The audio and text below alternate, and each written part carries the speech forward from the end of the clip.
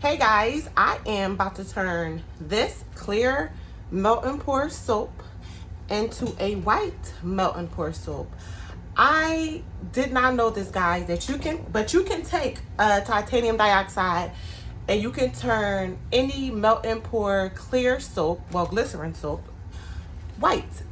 And you know what? I've tried this before with like a cold process soap, and it was like a total bust. I didn't know what I was doing. I think I added the titanium dioxide right into my mix without even, diluting it with anything. I didn't check the brand. I didn't check the nothing. I just did what I wanted to do. But I found a video on YouTube, which I forgot who this lovely lady is, but she did a tutorial on how to change clear glycerin melt and pour soap base into white. And guys, I did it for another soap project that I did, and it was fantastic. So I thought I'd come on and show you guys how I do it. So I am going to be making a video during our Valentine's Day soaps, but I need a white color. So I just bought a normal 2-pound container of melt and pour soap, and I just cut it up and melt it down in the microwave until it was fully melted. It's not fragrance or anything. It's just plain clear melt and pour soap. I let it cool down a little bit, and she also used this blender with the little pulsating kind of function. I forget what this is called, but I've had this baby girl for a long time. You can see she got tape on and everything. Okay, she's seen lighter days. Okay, but that's no thing. She still works. So in here I have some titanium dioxide, and I have some hot water, because sometimes some brands are water soluble and some brands are oil soluble. Mine is water soluble, so I have to mix it with a little bit of water to get it to mix perfectly. And it's so easy. It's just simple as that. I can't quite give you guys the measurement or how much. I think a little tiny bit at a time, like a little tiny bit. You can tell, like, where you can't see the bottom of whatever you're using. That's how I do it. And I put really hot water in there and just mix it up. And you can always tell if you need more or whatever once you start. But don't start off too heavy, because you cannot take it out. So what I do is I take it and I mix it into my base, and as you can see, already it has turned white. Now, can you leave it like this? I don't know, because it's just, that wasn't the rules. Those were not the rules. I don't know. I don't know if you can take a regular hand mixer and mix it up. I'm not even sure. I don't know what to tell you, but I do know this is what I do, because this is what the nice lady on YouTube told me to do. So now I'm going to take my stick blender and I'm going to pulsate this mixture so I can get it evenly mixed up. See?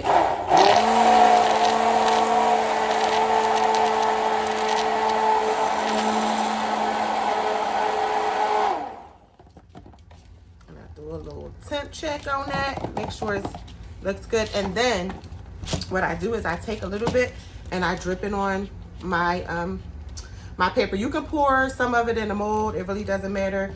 Whatever you want, but I pull it right here on my wax paper, because I want to check to make sure that it's all blended.